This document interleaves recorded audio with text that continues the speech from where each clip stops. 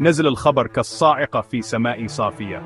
مواطن تونسي محكوم عليه بالإعدام، ليس بسبب الخيانة، وليس لارتكاب جريمة عنيفة هزت أركان الدولة. التهمة كانت منشورا على الإنترنت، بضع كلمات فقط كتبت على شاشة واعتبرت مسيئة لرئيس الجمهورية قيس سعيد. كان التاريخ 5 أكتوبر عام 2025. هذا اليوم سيحفر في ذاكرة تونس. إنه يمثل لحظة أصبح فيها ما لا يمكن تصوره حقيقة. محكمة عسكرية، مكان عادة مخصص لمسائل الأمن القومي والانضباط العسكري، أصدرت حكماً أثار قشعريرة في نفوس كل مواطن تجرأ على التعبير عن رأيه. لم يكن هذا مجرد حكم قانوني، كانت رسالة. الرسالة كانت واضحة: الصمت هو ملاذك الوحيد. هذا الحكم سابقة خطيرة، الأول من نوعه في سجلات تونس ما بعد الثورة. حتى في الأيام الأكثر اضطراباً بعد عام 2011 لم يحدث هذا. ثورة الياسمين خيضت وانتصرت على وعد بالحرية، حرية التعبير. كان الطريق إلى حكم الإعدام الصادم هذا ممهداً بمناورات سياسية مدروسة. لقد تم إخضاع القضاء، الحكم المفترض النزيه للنزاعات وحامي الحقوق، تدريجياً. بدأت هذه العملية بحل الرئيس قيس سعيد للمجلس الأعلى للقضاء في فبراير 2022. كانت هذه الهيئة الضامن الدستوري لاستقلال القضاء، باستبدالها بمجلس مؤقت يمكنه تعيين أعضائه وعزلهم. سيطر الرئيس فعلياً على المسيرة المهنية للقضاء. أرسلت هذه الخطوة إشارة واضحة: الولاء للسلطة التنفيذية سيكافأ، بينما سيعاقب الاستقلال.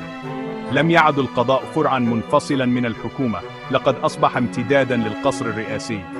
لم تكن هذه السيطرة نظرية فحسب، لقد تم استخدامها كأداة لملاحقة المعارضين السياسيين وإسكات الأصوات المنتقدة. تم إطلاق موجة من التحقيقات والملاحقات القضائية ضد الصحفيين، المحامين، النشطاء السياسيين، المسؤولين السابقين. أصبحت المراسيم مثل المرسوم بقانون 54 سيء السمعة، الذي يهدف ظاهرياً إلى مكافحة الأخبار الكاذبة والشائعات على الإنترنت، سلاحاً مفضلاً. سمحت مصطلحاته الغامضة والواسعة بملاحقة أي شكل تقريباً من أشكال النقد عبر الإنترنت. وثقت التقارير من الجزيرة فرانس 24 بدقة عشرات الحالات التي تم فيها التحقيق مع أفراد أو سجنهم لمجرد منشورات على فيسبوك أو تصريحات لوسائل الإعلام. كان القضاء يستخدم لخلق مناخ من الخوف، حيث أصبح الرقابة الذاتية آلية البقاء الافتراضية لأي شخص له ملف عام. قضية حكم الإعدام هي أقصى تجل لهذا الاتجاه. من خلال إحالة مدني إلى محكمة عسكرية لارتكاب جريمة تتعلق بالخطاب، تجاوزت الدولة القضاء المدني المتأثر بالفعل، واختارت نظاماً معروفاً بقسوته ونقص الشفافية. تم تصميم المحاكم العسكرية لفرض الانضباط العسكري، وليس للفصل في الفروق الدقيقة للتعبير السياسي. قبل عقد ونصف كانت تونس مهد الربيع العربي. أدى سقوط زين العابدين بن علي في عام 2011 إلى حقبة غير مسبوقة من الحرية. ازدهر مجتمع مدني نابض بالحياة، ظهرت صحافة حرة. من الظلال تحدث التونسيون عن آرائهم دون خوف لأول مرة منذ أجيال. دستور عام 2014 كرس حرية التعبير والمعتقد كحقوق أساسية. أصبحت تونس مختبراً للديمقراطية ومصدر إلهام للمنطقة. تم الإشادة بالمشهد الإعلامي التعددي والدور المدني النشط، ومع ذلك فقد ثبت أن مكاسب الثورة هشة. يمكن تتبع نقطة التحول إلى 25 من يوليو 2021. استدعى الرئيس قيس سعيد صلاحيات الطوارئ لتجميد البرلمان وإقالة الحكومة.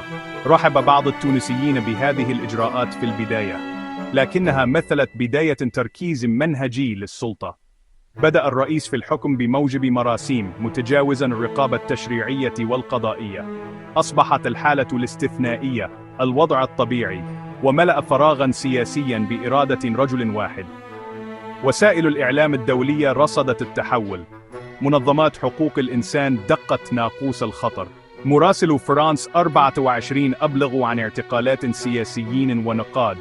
بثت الجزيرة فقرات مع نشطاء تونسيين منفيين يصفون حالة من الخوف. تقارير Human Rights Watch قدمت أدلة على تدهور الحريات المدنية. لم يفرض حكم الإعدام الصمت، بل أشعل عاصفة من الإدانة.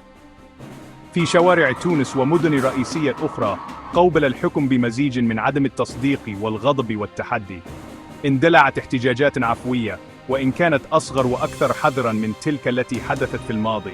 ردد الناس شعارات الثورة 2011، تذكير مؤثر حقاً بالمثل العليا المهددة الآن. ضج الفضاء الرقمي، وهو نفس المكان الذي ارتكبت فيه الجريمة المزعومة بالغضب. تصدرت الهاشتاغات التي تدين الحكم وتدعو إلى إطلاق سراح المدعى عليه الاتجاهات عالمياً، حيث حشد التونسيون داخل وخارج البلاد لتسليط الضوء على ما اعتبروه إجهاضاً جسيماً للعدالة. كان رد فعل الشارع شهادة على حقيقة أن روح الثورة، وإن كانت منهكة، لم تكسر بعد. استجابة منظمات المجتمع المدني التونسي، وهي العمود الفقري للانتقال الديمقراطي، بقوة موحدة.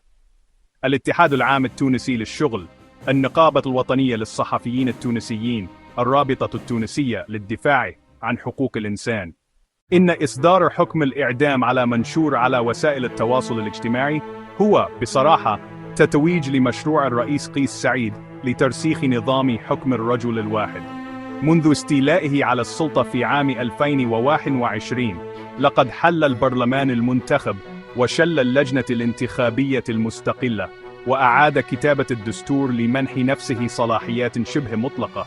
كل ذلك بينما كان يهمش الأحزاب السياسية والمجتمع المدني بشكل منهجي.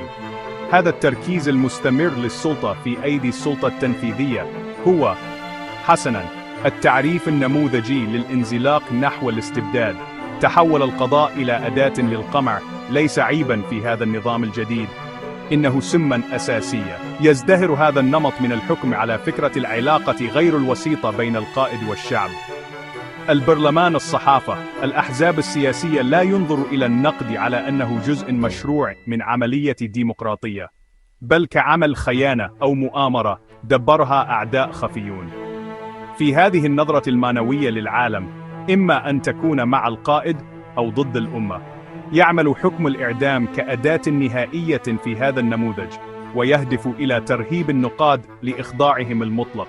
يسعى إلى محو الخط الفاصل بين المعارضة والخيانة، مما يجعل التكلفة السياسية للمعارضة عالية بشكل مخيف، ويجعل الرئيس ليس مجرد رئيس دولة، بل شخصية مقدسة لا يمكن المساس بها. إذا استمر هذا المسار الاستبدادي دون رادع، فإن مستقبل الحريات في تونس يبدو بصراحة قاتما جدا. سيستمر مجال الفكر والتعبير المستقل في الانكماش. تقف الأمة عند مفترق طرق حاسم.